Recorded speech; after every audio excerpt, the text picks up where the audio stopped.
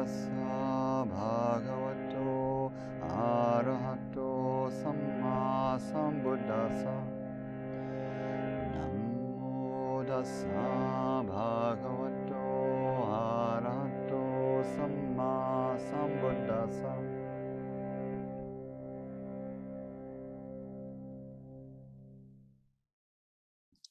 We'll begin first just setting up the body as we always do, in a posture of ease, clarity. If you're sitting upright, finding the felt sense of the center of gravity, a point in the low belly, the center of the body. You might rock forward and back or side to side a little, finding that spot where, with minimum effort, you're neither falling forward nor back nor side to side. And around that center of gravity, the whole upper body drapes.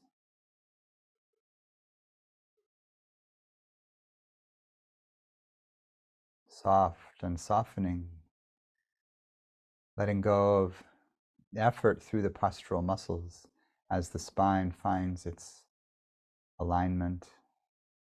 Whether you're supporting the spine behind or free sitting, you're feeling for the natural uprightness that lifts the heart, opens the lungs, receives the breath in as unobstructed a way as we can through the diaphragm, letting the breath move the belly,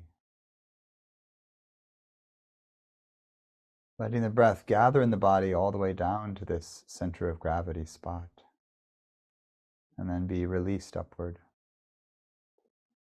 Body like a vase, pouring the fluid breath in and out.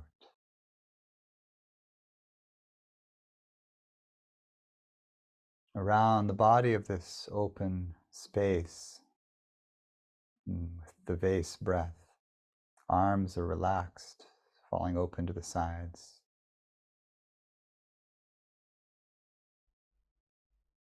Neither pulling back nor falling forward. Relaxing through the neck, base of the skull, through the jaw, letting the tongue rest.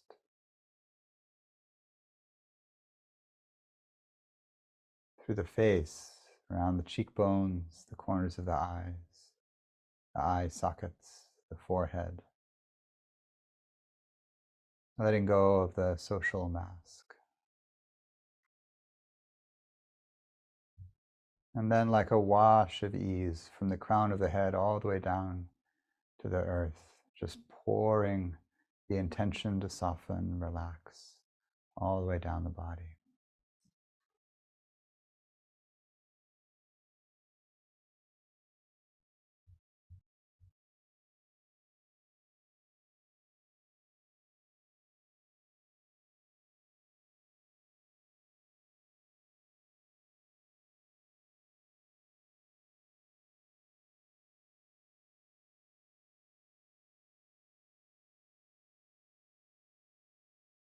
As we stabilize into posture and breath,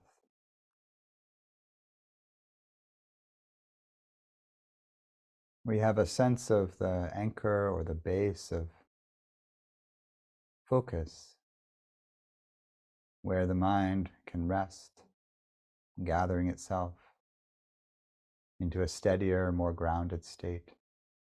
For many of us, that's the breath.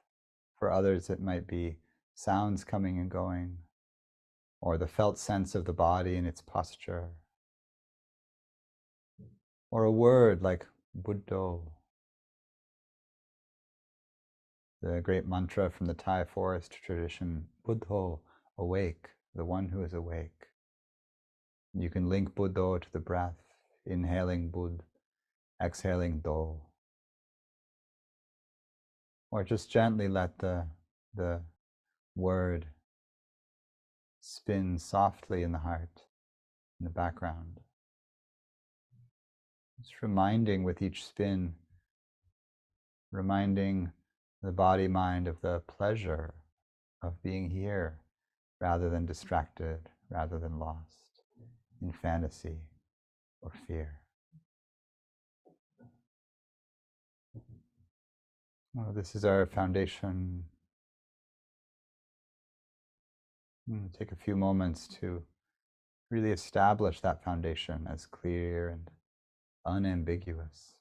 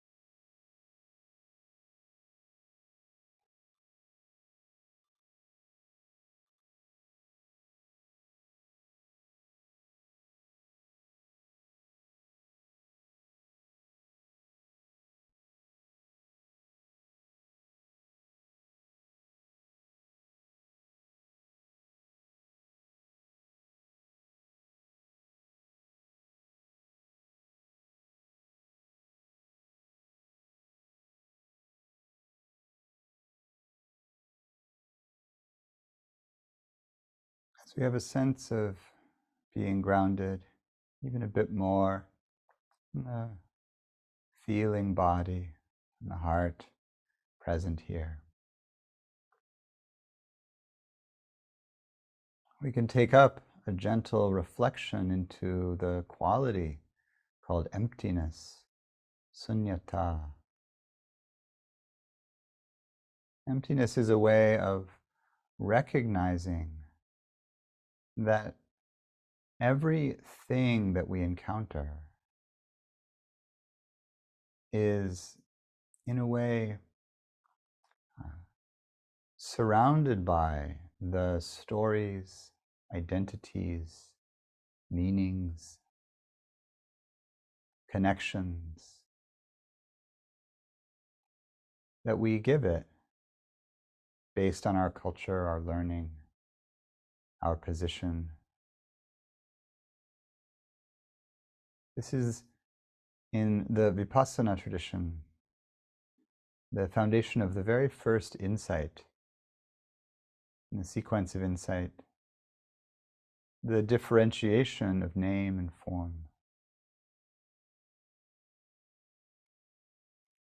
Choose one thing you can rest your attention on. And you might use the object of stability you've been staying with already, like the breath or sounds.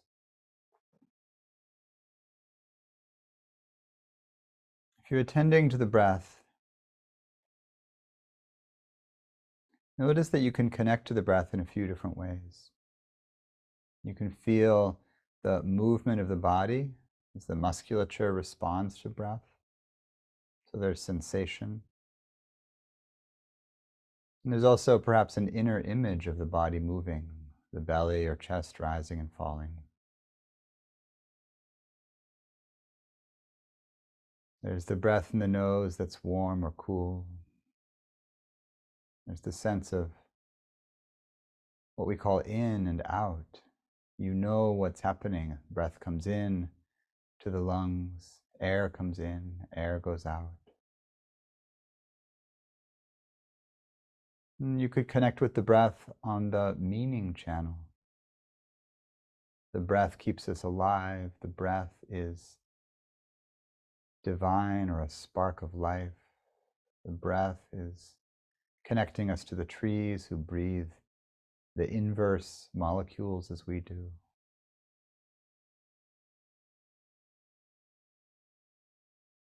You could hear the breath whistling softly like a little wind through the nose or the throat.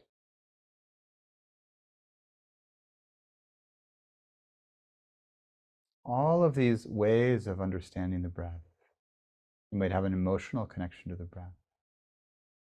Breath could be tender, inspiring, poignant.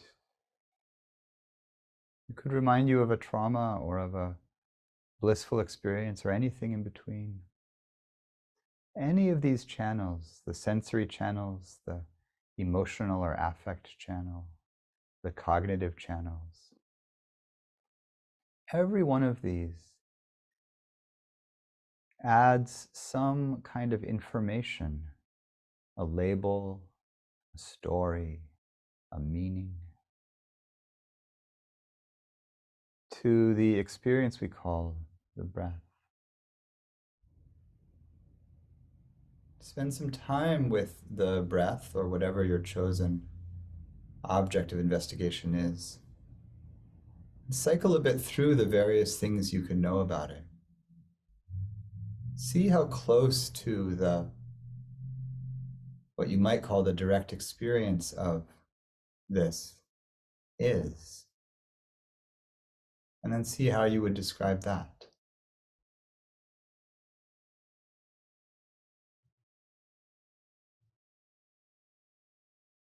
A simple way to do this is to tell yourself 10 different things that you notice about the breath.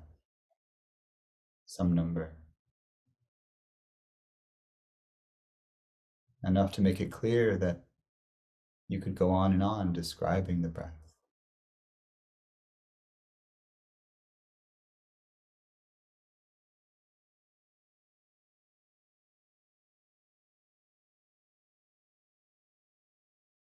You might cycle through the 5 physical senses, the cognitive and emotional channels.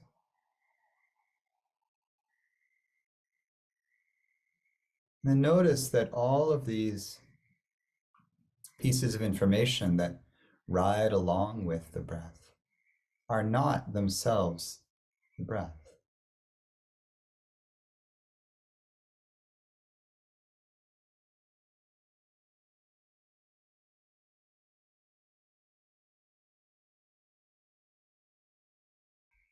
They are some of the many names and meanings that we apply to what we call breath, but they are not the thing itself.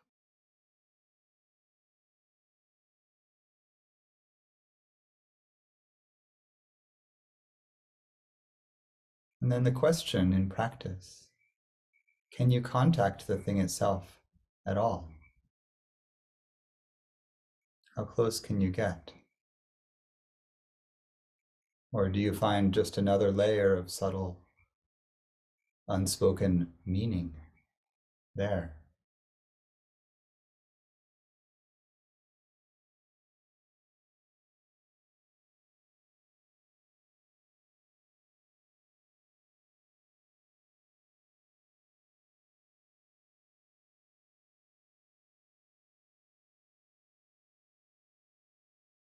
You can add to this exploring the breath in time.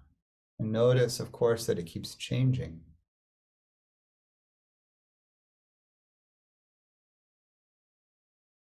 Is there such a thing as the breath that keeps changing? Is there a through line? Does the breath have a fundamental identity or a nature that doesn't change? Can you find what that is? Is that a concept? Is it a sensation? The sensations change. The concepts change.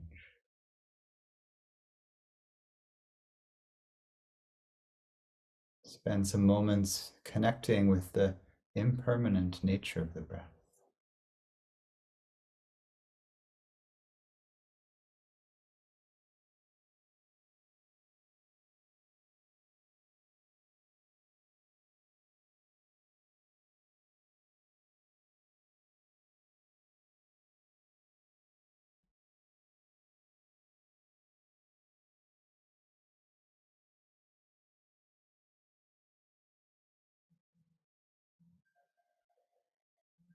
When we say the breath is empty or has the nature of emptiness, what we mean is this.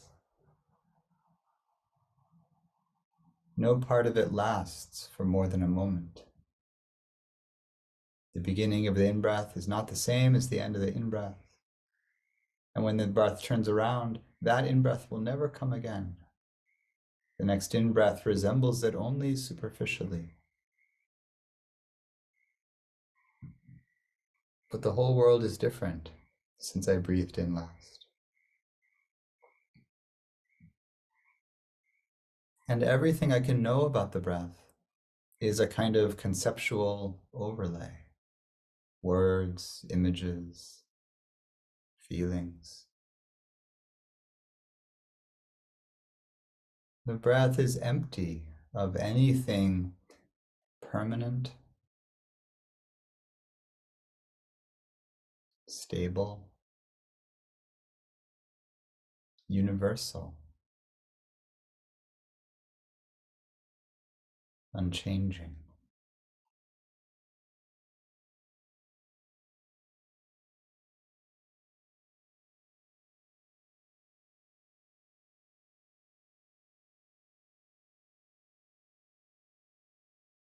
If you get a felt sense of this, see if the experience of breathing changes. See if any feeling arises or any different energy arises in the heart, mind, and the body.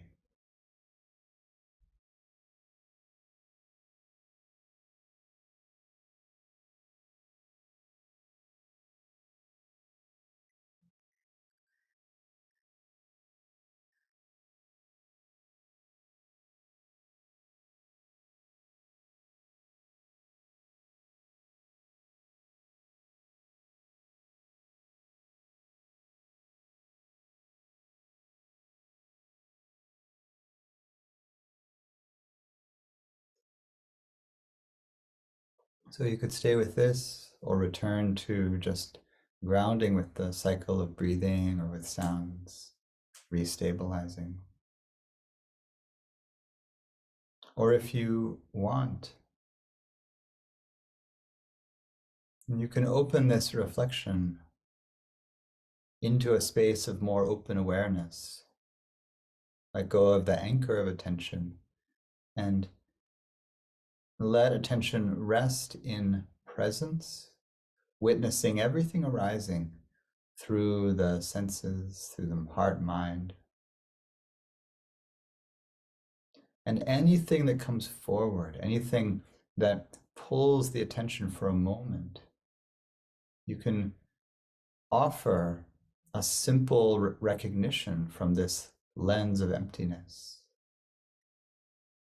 You can see in a flash, in a moment, that anything we can know about this thought coming in, this story, this feeling, this sound of crickets, this sensation in the hip, this feeling of poignancy in the heart, whatever you've got,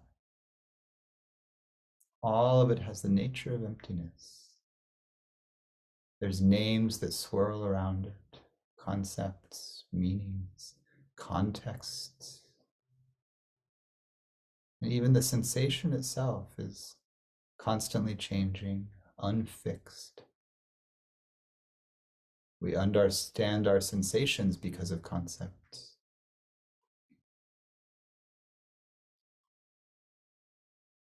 When we see in this way, thoughts and other perceptions self-liberate, which really just means they have no ground to stand on. The ground is our belief in their solidity. We relax away from that with no aversion or animosity. We just see what's true. Play with this. See if you might find a space where seeing what's true about what arises, especially feelings and thoughts about ourselves, but do it with sensations and sounds, anything that arises. See if that reflection, that recognition of emptiness allows a relaxing deeper into openness. Less grasping. There's nothing to grasp to. Grasping itself is empty. The object of grasping is empty. The suffering that grasping produces is empty, but painful. And pain itself is empty and can be recognized as such. And the heart relaxes further, settles further into stability. So you can play in this way.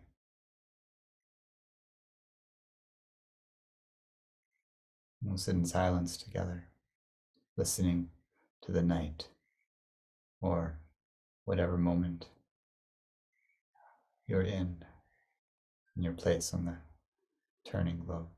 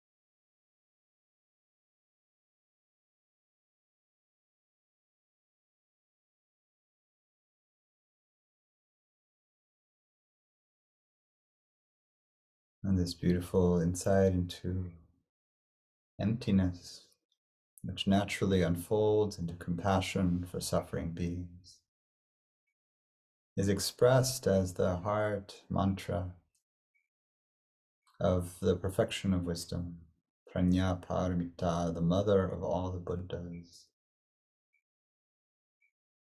At the end of the Heart Sutra, in which noble Avalokiteshvara Bodhisattva rests in profound Prajna Paramita and sees that all dharmas are marked by emptiness, and exclaims to the disciple Sariputta, "O Sariputta, form is emptiness, emptiness is form, form is not other than emptiness, emptiness is not other than form, feelings, perceptions, formations, and consciousness all are like this." The union of form and emptiness is the union of that which is manifest and that which is conceptual or seen through. And so everything has the characteristic of emptiness, but it also exists. It's also real.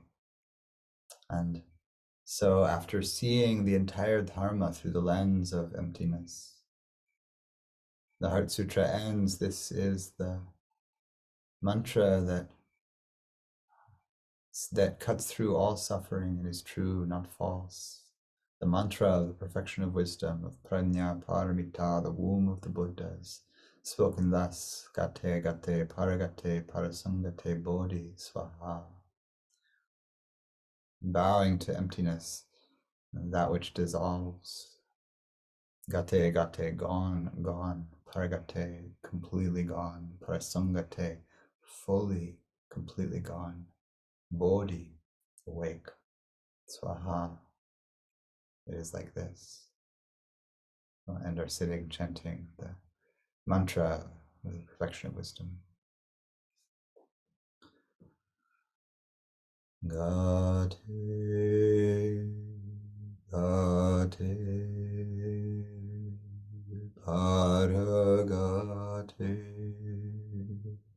Parasangate, Bodhi Swaha. Gate, Gate, Paragate, Parasangate, Bodhi Swaha. Once more. Gate, Gate, Paragate,